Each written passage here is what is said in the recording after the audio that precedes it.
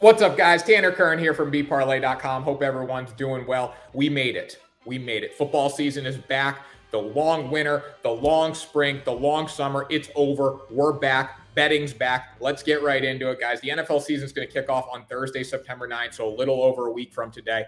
Man, I can't wait. I can't wait for the reigning, defending, undisputed champions of the football world to host the Dallas Cowboys. We're going to talk about that in a minute. But before we get into that, make sure you go on bparlay picks on Twitter. Subscribe to that. Visit bparlay.com for all your betting needs. This NFL season, we are going to be breaking down the best bets every single week from every single game. Nobody does it like bparlay, so make sure you check that out and subscribe to us on the website.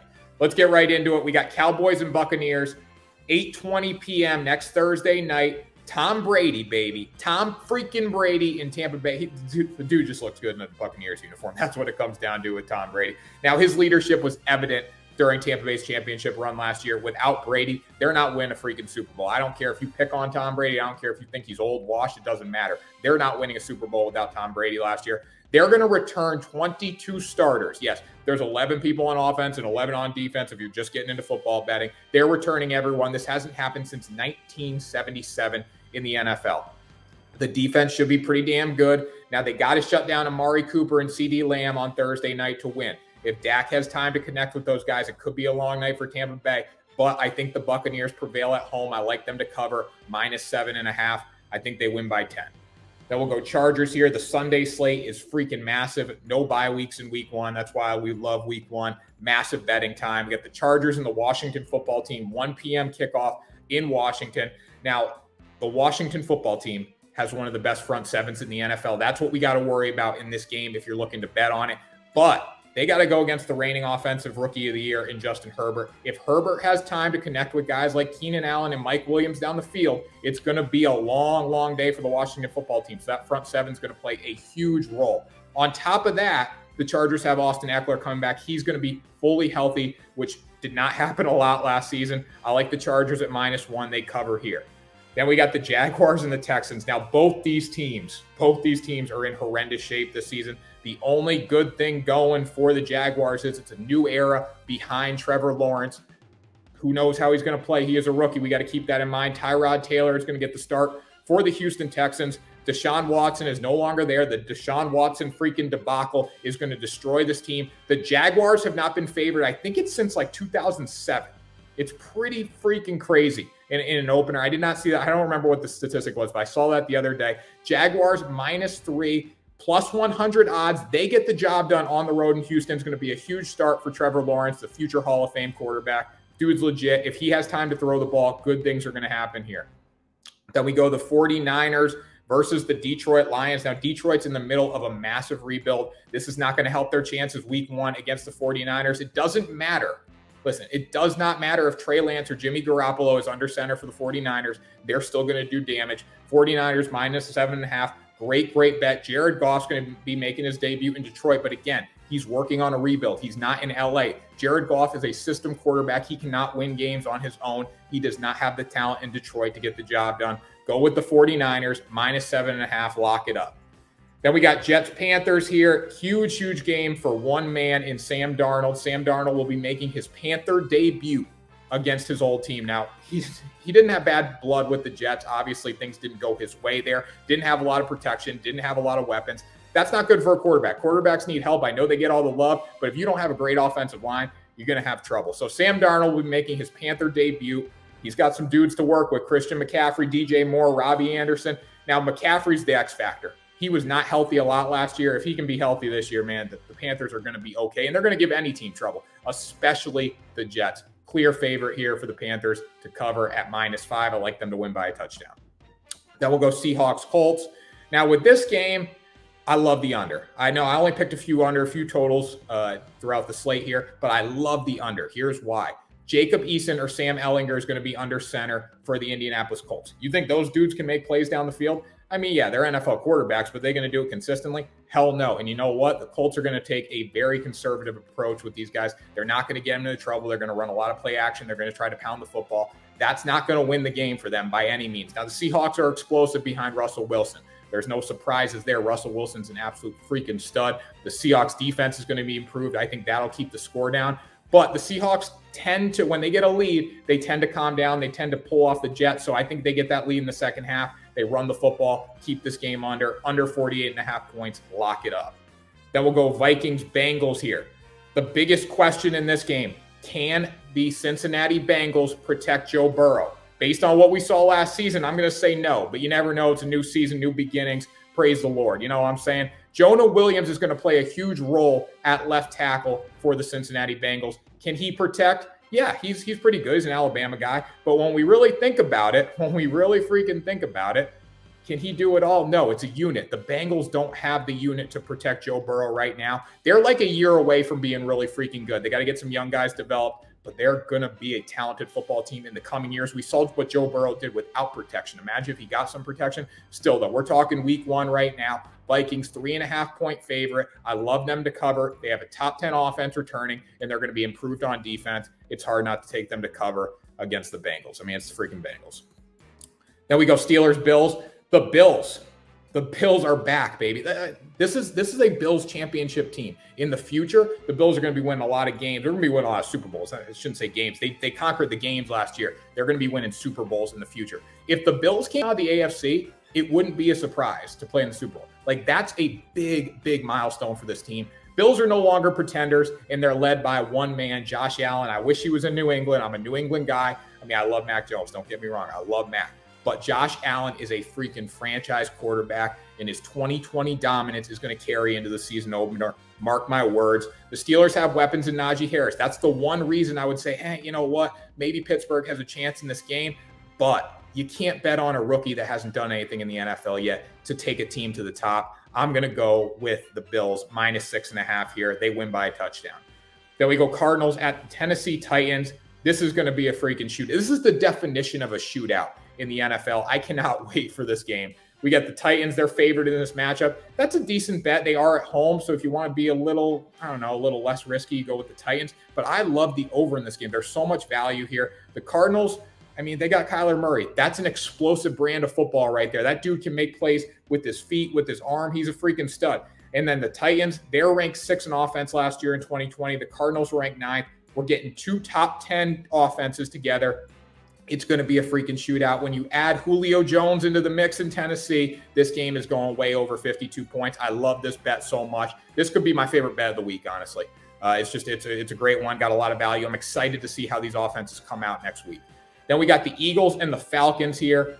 Falcons, 3.5, baby. Falcons, 3.5. I love them to cover here. Eagles, Falcons, 2 middling teams. But you know what? When average plays against each other, it makes for a pretty damn good game. We got Matt Ryan going for the Falcons. The Falcons said, you know what? Matt Ryan's our guy. We're not going to draft a quarterback. And Jalen Hurts is now QB1 of the Philadelphia Eagles. I love Hurts. I think he's going to be one hell of a player. It's pretty tempting to bet the Eagles at +3.5 in this game. But the Falcons at home, I think there's more value with them at -3.5. You got 2 new head coaches on both sides. I feel like Matt Ryan's going to adjust to that a little better. The Eagles have not shown much in the preseason. I mean, they've been downright horrendous in the preseason. I like the Falcons at -3.5, -106 odds here. Then we'll go to New England, baby. Miami Dolphins versus New England Patriots. The Mac Jones era is officially in session. Yes, the Mac Jones era. Who would have thought we'd be saying that? Cam freaking Newton should have been the guy. They've been stroking Cam all offseason. Then they cut him before the opener. Go with the Patriots in this game. Patriots are riding high right now, and not because of Mac Jones. The dude has shown that he can make every throw in the book. He's accurate as hell. The arm strength's not there, but he's got great feet in the pocket. And you know what? The biggest thing that I've seen from Mac Jones is he plays to win the game. He takes care of the football. He gives up. If you know what? If he's going to get sacked on 3rd down, he's going to take the sack instead of trying to force the ball into a place where it shouldn't go. That was what Tom Brady did in New England. That's why the Patriots were so successful. Now, Damian Harris and Ramondre Stevenson are going to get a big bulk of the carries. I think the Patriots try to come out and pound the football, especially with James White as well, just to give Mac a little more time, open up the play-action game. Now, when you lock up the Patriots at -2.5, this is a steal considering games are usually decided by field goals. I think the Patriots have enough to pull out the win at home. If they can shut down Tua for sure, they're going to get the win. Then we'll go Broncos-Giants here.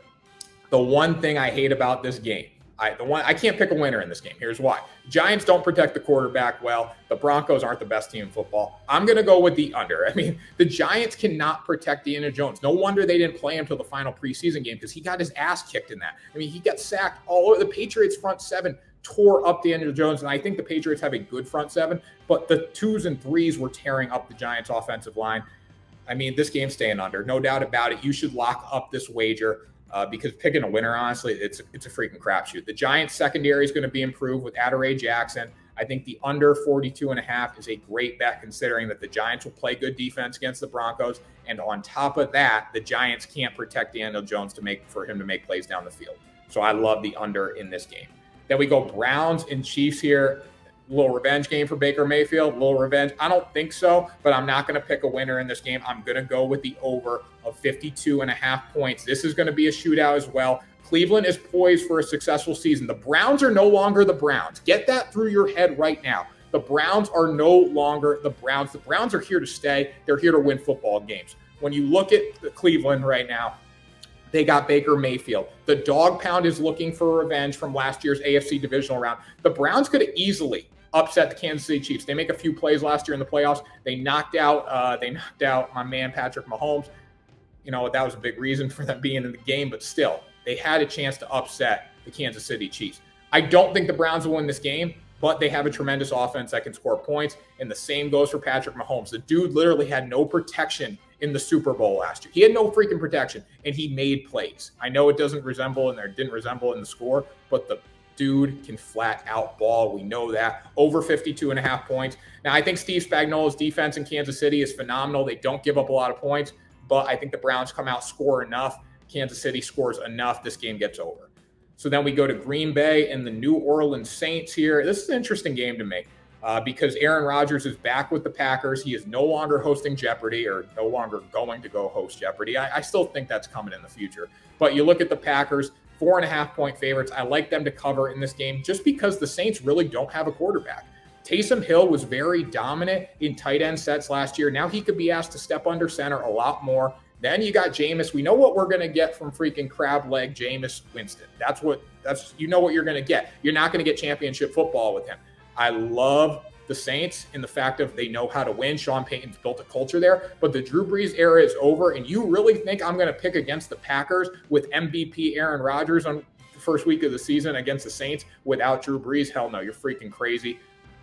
Go with the Packers, baby. Go with Aaron Rodgers. He's back. Then we'll go Bears at Rams here. -7 for the Rams. Matt Stafford is finally in a winning culture. When you're in a winning culture, it does something to you. It makes you feel good inside. Matt Stafford's always been a championship caliber quarterback. He just hasn't had the chance to prove this in the past when he was playing in Detroit. Detroit kills quarterbacks. Detroit kills football players in general. So Matt Stafford being immersed in that winning culture, I think that's really going to help him. The Rams on the money line has no value. The spread's slightly risky, but I'd rather go with the spread and stay away from the totals. You just don't know. You know, I think Matt Stafford's going to come out and play well, but he is in a new scheme. So we got to factor that into the equation. Los Angeles should cover, but they got to win the third down battle. The Bears are masters of getting off the field on third down. You know what? I think they'll have success there, but the Rams capitalize enough to win. 7-point favorites, lock it up with the Los Angeles Rams. Then we'll go to Monday Night Football, final game on the slate, the Baltimore Ravens and the Las Vegas Raiders. When it comes to this game, there's one thing that you need to know. The Las Vegas Raiders can score points, but they don't have the defense to hang with Lamar Jackson and the Baltimore Ravens offense. No doubt about it. Ravens at -4.5 is an absolute steal in this game. If the Ravens can't win by a touchdown, I don't know what to say. I mean, they do have to travel across the country. You got to factor that into the equation, but this is the opening matchup. They're playing against the Ravens in a primetime game. John Gruden's defense cannot tame the Baltimore Ravens. Ravens -4.5, lock it up. And then we'll go with our week 1 parlay here. So our week 1, we're going Cardinals versus Titans over 52.5 points. I love that. Broncos versus Giants under 42.5 points, and then Packers -4.5. Man, I love this parlay. I think it's going to be great. And you're going to be getting more parlays as well. You can combine a lot of these bets. There's a lot of great value on week 1, so make sure you check that out. Head over to bparlay.com for our full picks, the full picks article. Go to Twitter. We got so much freaking content coming at you guys this football season. You're not going to regret it. Make sure you subscribe. to beparlay.com, all that good stuff, guys. And we will talk to you soon for another video breaking down the week 2 slate.